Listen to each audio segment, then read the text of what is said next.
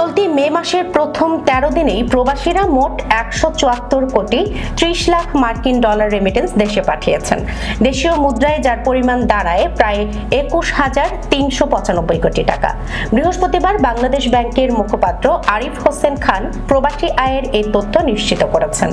বাংলাদেশ ব্যাংকের তথ্যানুযায়ী মে মাসের প্রথম 13 দিনে প্রতিদিন গড়ে দেশে রেমিটেন্স এসেছে 13 কোটি 41 লাখ ডলার।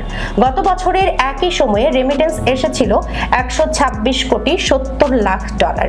সেই তুলনায় এবছর মে মাসের শুরুতেই প্রবাসী আয়ে বড় ধরনের প্রবৃদ্ধি দেখা যাচ্ছে।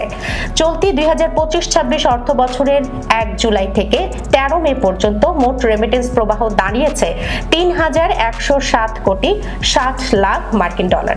আগের অর্থ বছরের একই সময়ে এর পরিমাণ ছিল 2,580 কোটি 50 লাখ মার্কিন ডলার। এই হিসেবে চলতি অর্থ বছরে এখন পর্যন্ত রেমিটেন্স প্রবাহে 20.4% প্রবৃদ্ধি অর্জিত হয়েছে। গত মার্চ মাসে দেশে 375 কোটি 50 লাখ ডলার রেমিটেন্স এসেছিল, যা দেশের ইতিহাসে একক মাস হিসেবে এখন পর্যন্ত সর্বোচ্চ।